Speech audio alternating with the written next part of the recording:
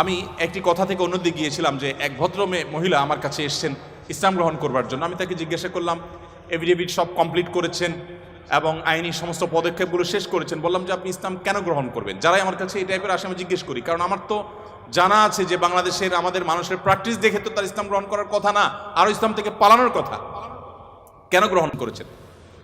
তো তিনি বললেন, ইসলাম সম্পর্কে আমি বই পড়েছি, এই বই আমাকে প্রভাবিত করেছে। আবার কোনো কোনো ব্যক্তিকে আমি দেখেছি, তাদের ব্যক্তিত্ব দেখে, নিশ্চয়ই সেরকম ব্যক্তিত্ব খুবই কম, দেখে আমি প্রভাবিত হয়েছি।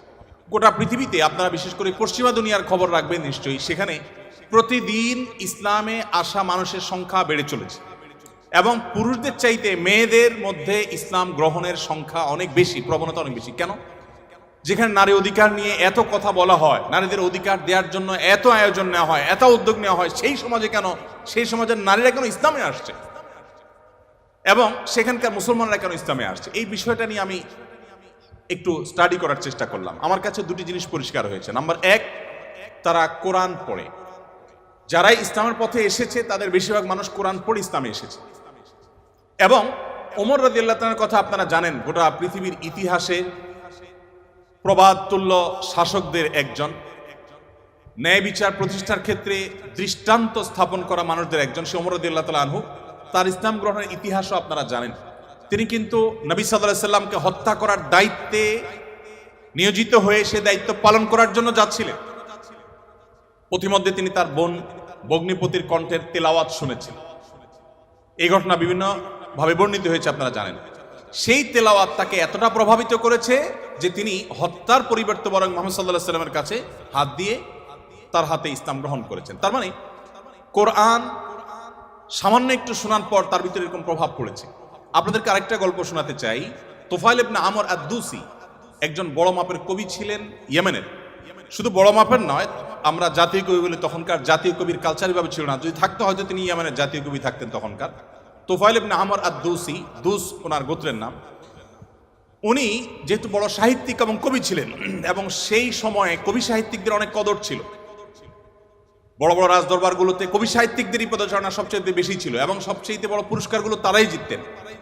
প্রশংসা করে রাজাদেরকে বিভিন্ন কবিতা, বিভিন্ন পংক্তি, বিভিন্ন লেখা এগুলো উপহার দিলেই পুরস্কার পেতেন। তো তুফাইল ইবনে আমর আদ-দুসি যেহেতু সাহিত্যিক ছিলেন, ভিআইপি ছিলেন, তিনি মক্কা উমরা করতে এসেছেন। মুহাম্মদ সাল্লাল্লাহু আলাইহি সাল্লাম তখন গোপনে ইসলাম এর দাওয়াত দিচ্ছেন।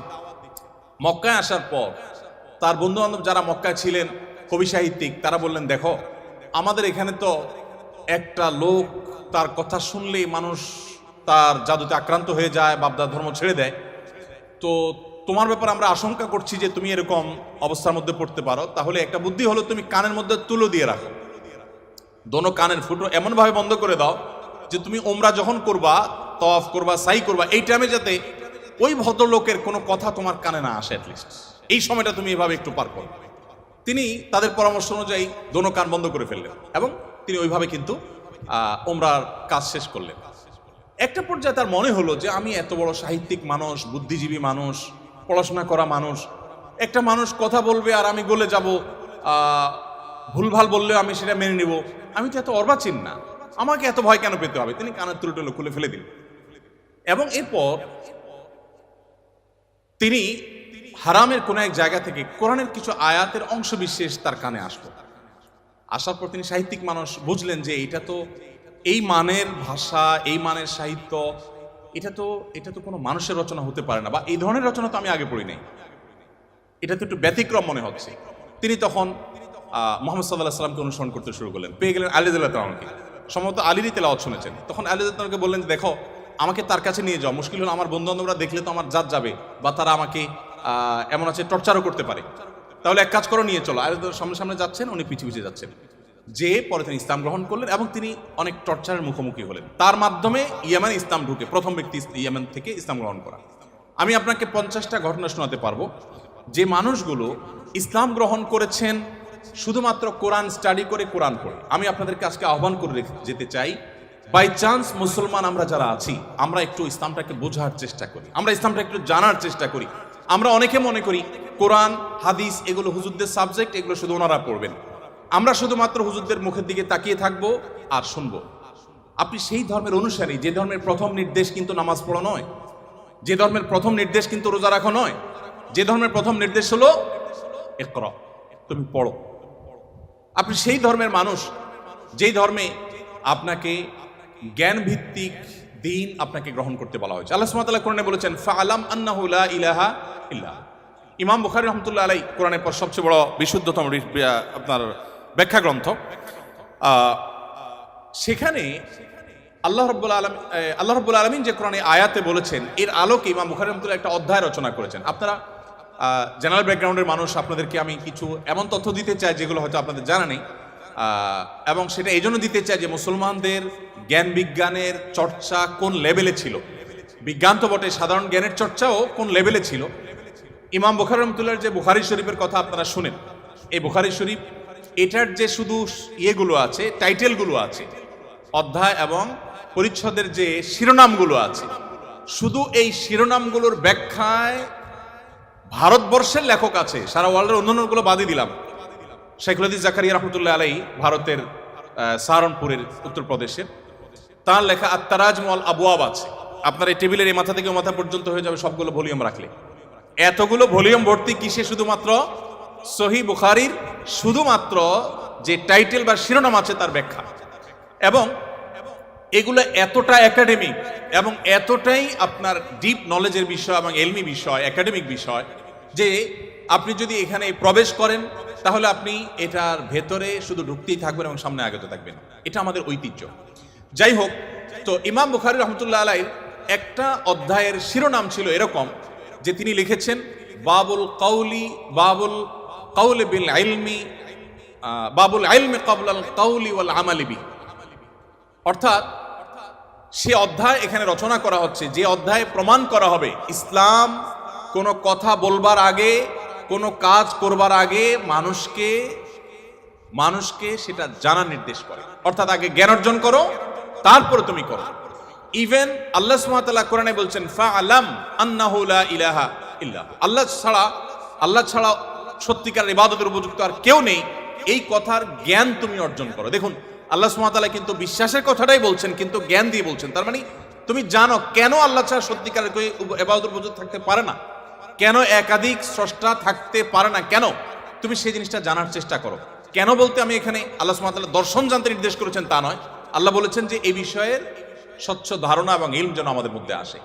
কিন্তু দুঃখজনক, আমরা কোরআন পড়ি না, আর পড়লেও বুঝে পড়ি না। পৃথিবীতে সবচেয়ে বেশি পাঠ করা হয় যে গ্রন্থ সেটা কোরআন। কোরআনের চাইতে বেশি পাঠ করা হয় সর্বযুগে সর্বকালে এরকম আরেকটি গ্রন্থ পৃথিবীতে নেই যে এত বেশি পরিমাণে পাঠ করা হয়। আর দুঃখজনক সত্য এটাও যে পৃথিবীতে না বুঝে পাঠ করার ক্ষেত্রে কোরআনের চাইতে আর বিকল্প বা আরেকটা গ্রন্থ আপনি খুঁজে পাবেন না। কোরআনই একমাত্র গ্রন্থ যে আমরা মুসলমানরা সেটাকে না বুঝেই শুধুমাত্র পড়ি। হ্যাঁ, কোরআন না বুঝে পড়লেও আপনি সওয়াব পাবেন, এটা একটা কাজ হবে।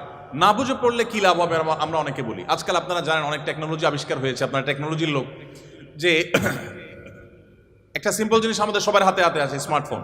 আমরা যদি বলি হাই শ্রী কল অমুক, সাথে সাথে কিন্তু আপনার কোনো টিপাটিপি ছাড়াই সেই অমুককে কল করবে, মোবাইল করবে না ডিভাইস।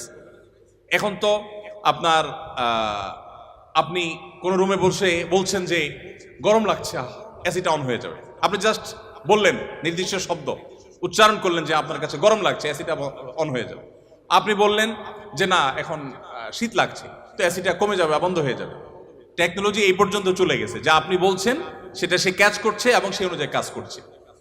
তো এই যদি টেকনোলজির কারামতি হয়, তাহলে কোরআন আপনি পাঠ করছেন, এমনকি এমনও হতে পারে কোনো মানুষ কিছু নির্দিষ্ট ওয়ার্ড উচ্চারণ করছে, সেটা মিনিং বুঝে না, কিন্তু ওই ডিভাইস তার মিনিং বা ওই যন্ত্র তার মিনিংটা বুঝে এবং সেটা সে ক্যাচ করে কাজও করে ফেলেছে। সে কিন্তু যা বলেছে নিজেও বুঝে নাই, তারপরও কাজ করেছে। কোরআন তেলাওয়াত করে ফু দিলে অনেক অসুখ, অনেক দুঃখ, অনেক কষ্ট, মানুষের শারীরিক অনেক কষ্ট লাঘব হয়।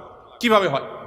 আপনি যদি এটা নিয়ে বৈজ্ঞানিক গবেষণায় নামেন তো আপনি কোনো সূত্র হয়তো খুঁজে পাবেন না, কিন্তু আপনাকে আমি যে পয়েন্টটা বললাম এই পয়েন্ট থেকে যদি আপনি আগান, আপনি দেখবেন যে এরকম বহু লজিক আপনার সামনে হাজির হয়ে গেছে। যাই হোক, তো আমি যেটা বলছিলাম যে কোরআন আপনি না বুঝে পড়লে সওয়াব পাবেন, কিন্তু এই জন্য কোরআন আসেনি।